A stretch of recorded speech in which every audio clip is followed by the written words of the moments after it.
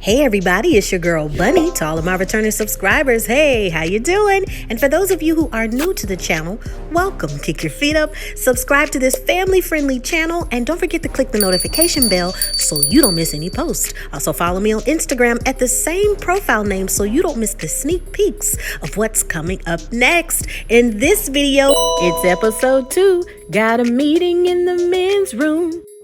I give a full episode recap with photos offset to the side, and then I give my review at the end. No need to dig around. I keep all of the minute marks in the comments. It's all coming up next.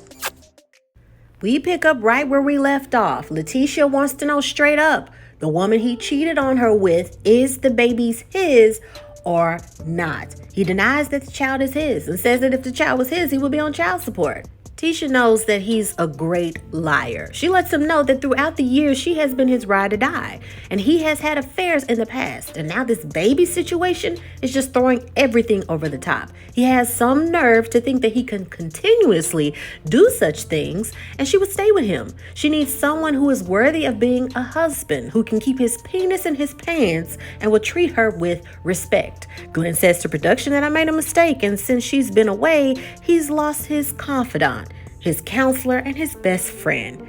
Tisha tells him that, hey Glenn, we've been through it all and you're saying this and that, but you can only lead with your actions. She's standing her ground and not that young woman anymore. She even shakes his hand while telling him goodbye. Joshua, the Goddess Length store manager, greets Latrice with good news. They're sold out of wigs. The only wigs remaining are the ones on display. Also, he notices that she's a smidge overdressed. Where is she going exactly? She knows it's a bit much, but her and the hubby are going out later.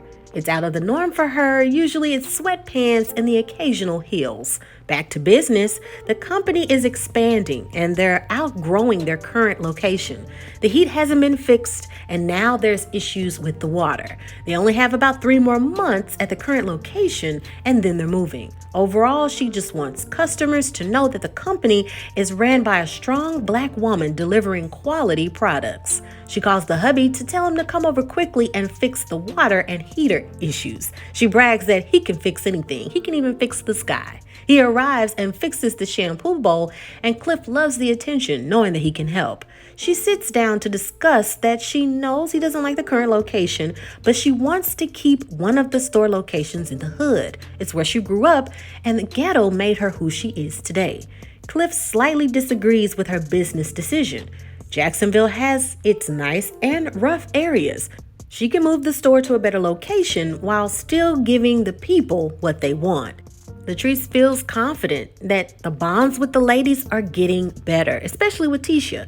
Tisha is having another brunch and she knows that Marie will be there. Whenever Marie is around, there's always some static. But Cliff says that Latrice should go to the brunch and just try to have fun. Maybe Marie will chill out of respect for Tisha. Latrice warns, though, that maybe this time she won't hold back from Marie. Maybe Trice will come out instead, and Cliff may need to have Belle money ready, just in case.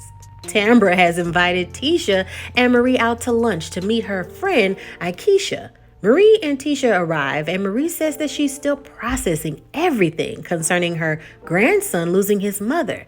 Tisha shares that she feels that Glenn doesn't respect her, and it doesn't sit well with her that this new and improved version of her rubs him the wrong way.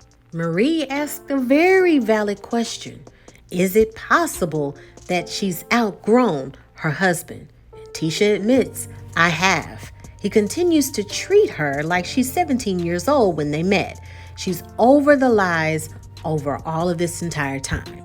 Marie says to production she can surely relate as her ex continuously cheated on her, but there's always a time to walk away. Tisha is excited to see Akeisha as she shared interest in Ferris Street. She had a good energy and seems to be engulfed in uplifting the community. Tambra is happy that Akeisha moved back to Jacksonville and is hoping that all of the ladies can get along. She knows that Akeisha can be a little funny with her statements and sometimes even a little shady. Akeisha Cologne, originally from Jackson, Mississippi, her husband played 10 years in the NFL. They are Jackson royalty. Her legacy goes back the furthest, and her family is well known and respected in Jackson. She explains that she owns land on Ferris Street, and if she can't bring Ferris Street back, no one can. She goes on and on to the ladies that her husband was in the NFL and now he's retired and he wants to bring something back to Jackson. Tamara even adds that while growing up, Akeisha was a part of the Pretty Girl Squad. Marie says to production that whenever someone is super talkative, watch out for those people. Get to know those individuals, especially with those light eyes. Akeisha questions Marie on what she does for a living, and when she starts to share her accolades, Akeisha repeatedly one-ups her each time. That either she or someone else in her family has done the same or better. Everyone at the table notices the patterns as well, making everyone feel uncomfortable. Tisha says to production that this is surely someone else whom I talked to over the phone. She's trying to outdo everybody, and it's not necessary. Tisha breaks the mood with something more positive and invites everyone to her next brunch. She wants to discuss what's next for Ferris Street. Once again, Akeisha mentions her family has been involved with Ferris Street for over 100 years. Her father was born on Ferris Street. Her family was there when they were known as the Black Mecca. It's not just my family's history, she says, but our history. The ladies at the table overlook the slight ego and acknowledge it's all about empowerment and moving forward together. Tisha says to production that Ferris Street is bigger than us, so I'm willing to share whatever information I have with Akeisha to help her succeed. Marie makes some time to have dinner with her mom, Lula. Her mother has been staying with her for the past 3 months. Her mother was void in her life due to addiction. Lately, Marie has tried to get to know her mother more to help her with her addiction. Her dad raised her, and it was a battle not having her mother around. Her mother was the inspiration to add substance abuse to their clinics, along with opioid addictions. Marie brings to the table that recently her mom came home with a black eye and a cut on the back of her head. She was gone for an entire week. Marie knew immediately that her mother had relapsed. It's a struggle to see her mom battle that addiction. Marie is frightened by her actions and that she may get hurt in the streets. It's time for the brunch, and Tisha is ready for the networking and bonding. Marie admits that emotionally she's not present but wants to support her friends. Akeisha says to production that she was under the impression there was going to be this big venue with lots of tables filled with people who were Jackson's well-known movers and shakers. Instead, she's arrived to a one table and too few people. I'm surprised that I see like 7 people. So Gucci arrives, and Akeisha wants to know if that's her government name. So Gucci quickly responds that my government name is Sophia, but let So Gucci roll off your tongue. A few more of Tisha's friends and guests arrive, even childhood friends Natasha, Sharon, and Brooke. Lastly, Latrice arrives, and Marie's face can't hide her disappointment. Marie says to production that my entire vibe changed when she arrived. I'm trying to hold my composure, but it's difficult to sit across from someone who tried to ruin my healthcare empire. Latrice says to production that I notice Marie is drinking water like it's Hennessy, but my presence can't intimidate people. But I'm here, honey. Akeisha continues to critique the brunch to production. She thinks that it's a poor setup for women of empowerment, and the glitter tablecloths, that's played out. She can't concentrate with the glitter in her face. She even notices that her plate is dirty, and so is Latrice's. Latrice observes how this new girl is getting under Tisha's skin early. Even after Akeisha gets replacement dishes, she still complains to production that the food was burned. And what's next? Shrimp and grits? What kind of food is this? Tisha starts friendly conversation applauding everyone as beautiful entrepreneurs and doing wonderful things with Ferris Street. Akeisha mentions that her accolades, again, is not about talk. She's about doing, and she gets things done. This makes the tension at the table even worse. Marie notices the rudeness as well. Tisha wants to cool the table by playing a game, pulling a name out of a cup, and everyone at the table has to say something empowering about that person. Tisha gets Mel's name and pours on the love. When it gets to Marie, she literally says, I plead the 5th. The next name is Latrice, and Marie pleads the 5th as well. Tisha and several others are shocked by Marie's behavior, and Marie even gets up to leave saying that she can't be fake, holding back tears. Marie says to production that I am emotionally all over the place. I'm dealing with my mom. I'm dealing with my grandson losing his mother. I'm trying to reconcile with my ex-husband. I'm sitting across from someone that tried to destroy my career. I just can't. Latrice says to production that I'm not surprised she got up and walked away. She always wants to be the center of attention. She's ruining her friend's event, and she even walks away. If you want to walk away, great. Do that. Marie says to production that if I stay at the brunch, I will cause a problem. Me leaving is helping. A true friend would leave if there's an issue.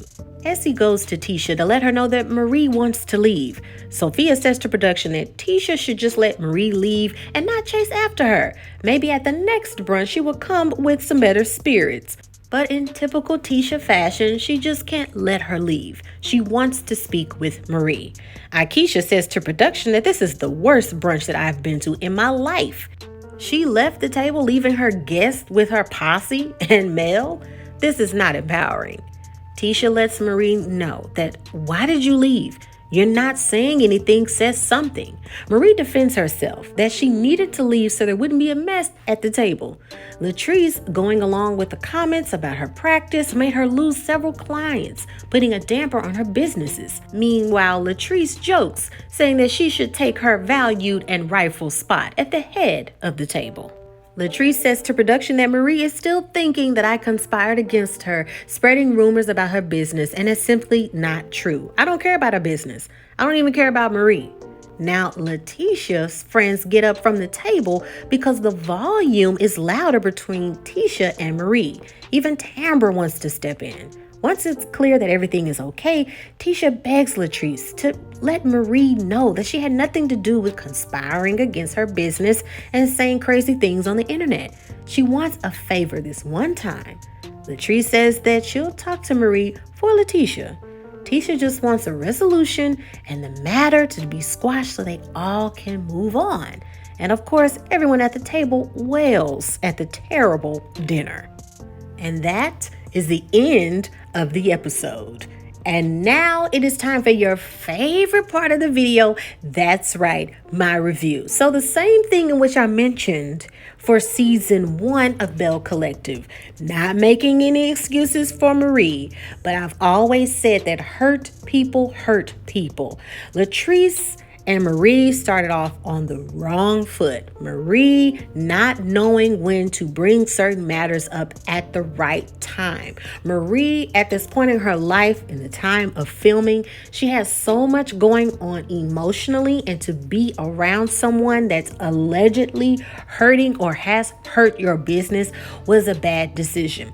Yes, she had the idea and the intention to be there for Tisha, but everything just bubbled up and spilled over, and it's making Marie look like the bad guy. As I mentioned for season 2, episode 1, that Marie herself needs counseling. Marie herself needs to speak with someone. So many times, we want to help people and we do so many amazing, outstanding things. But when it comes to self-care and making sure that we're okay, it can fall within the cracks. Marie has so much going on when it comes to responsibility. Her son, her son's children, her own children, the household, her mother. It seems like everyone around her as adults, the adults in her life aren't pulling their weight. I can only imagine what she's going through.